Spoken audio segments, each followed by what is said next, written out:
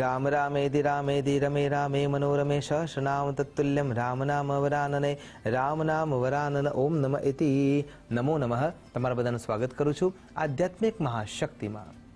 દિવાળી શું છે? આ દિવાળીનું મહત્વ અને કેમ આપણે સૌ દિવાળી પર્વને આટલા ઉત્સાહ સાથે ઉજવીએ છીએ?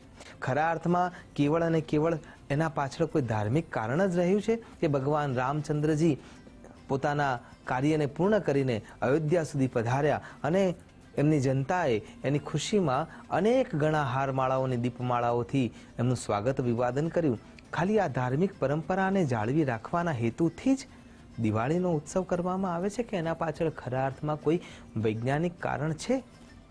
આવો થોડો પ્રકાશ કરીએ વૈજ્ઞાનિક કારણો પાછળ. તો સૌથી પહેલો જ્યારે વિચાર કરીએ છીએ ત્યારે આ દીપોત્સવી પર્વ એક દિવસનું તો છે નહીં. એની શરૂઆત રમા એકાદશીથી થાય છે અને રમા એકાદશીથી જ્યારે તમે તપસ્વિત થવાની શરૂઆત કરો છો ત્યારે દ્વાદશી, વાક દ્વાદશી અથવા વાદ્ય દ્વાદશી અથવા વાઘબારસ, જેને આપણે અપભ્રંશ રૂપે વાઘબારસ કહીએ છીએ, તો એ ખરા અર્થમાં જોઈએ તો એ વખતે શબ્દો પર સંયમ રાખવાની જે શિક્ષણ પ્રણાલી છે એ આપણે સમજી શકીએ છીએ, જાણી શકીએ છીએ. એટલા માટે વાક બારસ એટલે કે દેવી સાધનભૂતા ઈશ્વરા સરસ્વતી દેવીની આરાધનાનો દિવસ હોય છે. અને ત્યારબાદ આવે છે ભગવતી પરાંબા લક્ષ્મીની આરાધનાનો દિવસ. એટલે કે જ્યારે તમે તપશ્ચર્યા કરો છો ત્યારે તમને સૌથી પહેલું જે સુખ મળે છે એ વાણીનું સંયમિત હોવાનું સુખ મળે છે. એટલે કે પરા, પશ્યંતી, મધ્યમાં અને વૈખરી, આ ચારે ચાર પ્રકારની જે વાણી છે એ શુદ્ધ થવા લાગે છે. અને ત્યારે જ્યારે તમારી વાણી શુદ્ધ થાય છે ત્યારે લક્ષ્મી દેવીની કૃપા, અનુકંપા સતત આપણા ઉપર વહેતી જાય છે. હવે જ્યારે લક્ષ્મીજી મળી રહ્યા છે ધનતેરસના રૂપમાં, તો જરૂરિયાત શેની છે? શક્તિની. કેમ કે ભોગ ભોગવવા માટે પણ શક્તિવંત થવું જરૂરી છે. એના સિવાય કોઈ પણ પ્રકારનો ભોગ ભોગવી શકાશે નહીં. અને એટલા માટે ત્રીજા દિવસે કાળી ચૌદસ એ શક્તિ મેળવવા માટેનો દિવસ છે. શક્તિના સંચય કરવા માટેની તપશ્ચર્યાના માર્ગથી જેને પ્રાપ્ત કરવાની વ્યવસ્થા છે એનો ઉત્તમ દિવસ કોઈ હોય તો એ છે કાળી ચૌદસ. અને ત્યારબાદ જે દિવાળે તે દિવાળી, તમામ પ્રકારની શક્તિ જ્યારે એ ભૌતિક રૂપે હોય, આધ્યાત્મિક રૂપે હોય, ધાર્મિક રૂપે હોય, નેતૃત્વના ગુણોથી યુક્ત હોય, કોઈ પદ કે પ્રતિષ્ઠા રૂપે હોય, અથવા કેવળ અને કેવળ અનુશાસન રૂપે જ કેમ ના હોય, પણ આ બધી જ શક્તિઓ જે મળે છે ત્યારે તમારા દિવસો બદલાઈ જાય છે. એટલા માટે આ દીપોત્સવી જે પર્વ છે એ ખરા અર્થમાં ઋતુ સાથે અને પ્રતીક સાથે જોડાયેલું છે. અને એ રીતે જો વિચાર કરીએ તો શરદ ઋતુ અત્યારે ચાલી રહી છે અને આપણે જ્યારે કોઈને પ્રણામ કરીએ છીએ ત્યારે આપણને આશીર્વાદ જે મળે છે એ છે શતમ જીવેમ શરદઃ. તમે 100 શરદ ઋતુઓ પસાર કરો એ આશીર્વાદ તમને આપવામાં આવે છે. કેમ કે શરદ ઋતુ એકમાત્ર એવી ઋતુ છે જ્યારે વર્ષા ઋતુ પૂર્ણ થઈ છે અને ઠંડકની શીતકાળની ઋતુની શરૂઆત થઈ છે. એના બંને વચ્ચેનો જે સંધિકાળ છે એ શરદ ઋતુ છે. અને એ વખતે સૌથી વધારે વિજાણવિક વિષાક્ત જીવાત્માઓ ઉત્પન્ન થતા હોય છે.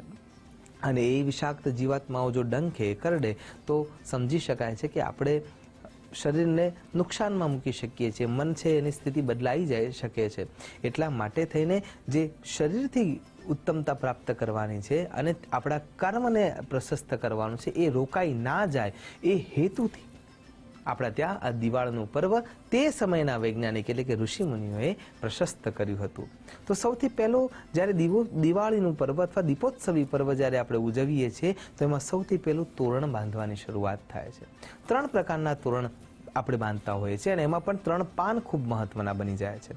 સૌથી પહેલું આસોપાલવ, બીજા નંબરમાં આંબો અને ત્રીજા નંબરમાં નાળિયેરી. આ તરિયા તોરણ એને જ કહેવામાં આવે છે કે જેના અંદર આ 3 પ્રકારના પાનનો ઉપયોગ થયો હોય. પણ કેમ આ 3 જ પ્રકારના પાન? બીજા તો અન્ય કેટલાય છે કે જ્યારે આપણે પ્રસંગ લઈને બેઠા છીએ એ વખતે બધા જ મહેમાનો, બધા જ વ્યક્તિઓ આપણા ત્યાં મેળાવડાના રૂપમાં જોવા મળે છે, સમુદાય સાથે જોડાયેલા હોય છે. અને જ્યારે સમુદાય સાથે જોડાયેલા હોય તે સમયે આપણા ઘરના અંદર ઓરડામાં જ્યારે આપણે એકબીજા સાથે ગોષ્ઠી કરી રહ્યા છીએ એ વખતે શ્વાસ ઉચ્છ્વાસના જે કારણો છે એના કારણે થઈને કાર્બન વધી રહ્યો છે. અને એ સમયે એ કાર્બનને ભાજન કરીને ખરા અર્થમાં આપણને જે શુદ્ધ હવા આપશે એ કોણ આપશે? તો એના અંદર એક કારણભૂત જવાબદાર વૃક્ષનું પાન છે જેનું નામ છે આસોપાલવ. અને એટલા માટે થઈને આ તળિયા તોરણમાં સૌથી પહેલું અશોકા વૃક્ષ અથવા આસોપાલવના વૃક્ષના પાનનો ઉપયોગ કરવામાં આવતો હોય છે. એના પછી આપણે એના ઉપર રંગોળી કરીએ છીએ. તો એ રંગો છે એ રંગશાસ્ત્ર એવું સ્પષ્ટ રૂપે કહે છે કે જે રંગનો તમે સ્પર્શ કરો છો, જે રંગને તમે જુઓ છો, એ રંગની અનુભૂતિ તમને થાય છે. માનો કે જે શ્વેત રંગ છે, સફેદ રંગ છે, જ્યારે તમે એને વધારે નજીક રાખો છો તો તમને શાંતિ મળી રહી છે. જ્યારે તમને સુરાતનતા અથવા શૌર્યતાની જરૂર છે, વીરતાની જરૂર છે, સાહસની જરૂર છે, શક્તિની જરૂર છે, ત્યારે તમારા શરીર પર લાલ રંગ હોવો જરૂરી થઈ જાય છે. અને રંગશાસ્ત્ર એવું સાબિત કરી જ રહ્યું છે. અને સાથે જે વાતાવરણના અંદર જાની, વાલી, પીનારા એ જે સપ્તરંગ છે મેઘધનુષ્યના, એ પણ આપણા શરીરના અંદર સપ્ત ચક્રોમાં વ્યાપ્ત છે. અને એટલા માટે મૂલાધારથી માંડીને સહસ્રદલ ચક્ર સુધી જે ઉર્જા રૂપે ખોરાક આપણા શરીરમાં જવો જોઈએ એ રંગો દ્વારા જાય છે. અને એટલા માટે એ ક્રિયા આપણે રંગોળી રૂપે કરતા હોઈએ છીએ. ત્યારબાદ આવે છે મુખ્ય કાર્ય, જેને આપણે દીપદાનના રૂપમાં જોઈએ છીએ. દીવાઓ પ્રગટાવીએ છીએ. એક નહીં, દીવાઓની હાળમાળા કરીએ છીએ. જ્યારે અગ્નિનારાયણ કે દીપનારાયણ તમે પ્રગટ કર્યા છે તો એ ધીરે ધીરે ધીરે વાતાવરણમાં જઈ રહ્યો છે. તો પહેલું જે એનો પ્રોસેસ થાય છે એ પહેલી પ્રોસેસમાં સૌથી પહેલું શું છે કે જેટલા પણ નુકસાન કરતાવાળા જીવાત્માઓ છે એ બધા જ સૂક્ષ્માતિ સૂક્ષ્મ જીવો નાશ પામવાની શરૂઆત થાય છે. કેમ કે એને આકર્ષણ છે દીપના લોની અને એ જ્યોતિની. તો જે જ્યોતિ છે એને સ્પર્શીને એ નાશ પામી રહ્યા છે.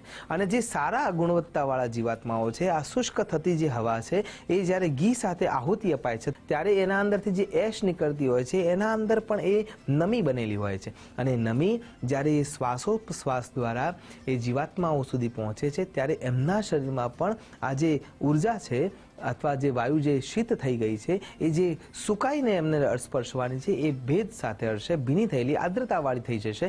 અને એમનું પણ જીવનમાં અભિવૃદ્ધિનો ભાવ વધશે અને એમની જે સારા બેક્ટેરિયા છે એની પ્રજોત્પત્તિ વધશે, જે આપણને લાભકારી હોય છે. અને એટલા માટે દીપદાન કરવામાં આવતું હોય છે. તો એ શરદ ઋતુ સમયે જેટલા તમે અગ્નિનારાયણના નજીક રહો છો એટલો જ તમને વધુ લાભ મળી શકે છે. તો કહેવાનો અર્થ એ છે કે આ દીપોત્સવી પર્વમાં જે ક્રિયાઓ આપણે કરીએ છીએ, જે ધર્મ સાથે જોડાયેલી છે, એ તમામ ક્રિયાઓ ખરા અર્થમાં વૈજ્ઞાનિક કારણો સાથે જ જોડવામાં આવેલી હતી. અને એનાથી શરીર અને મન બંને મજબૂત થાય છે. આશા કરું છું ધર્મશાસ્ત્રોના અભ્યાસ સાથે એને સમજવાનો પ્રયત્ન કરીએ અને ખરા અર્થમાં એનો લાભ લઈ શકીએ. એ જ અભ્યર્થના સાથે નમસ્કાર. અસ્તુ સદા શિવોહમ. નમો નમઃ.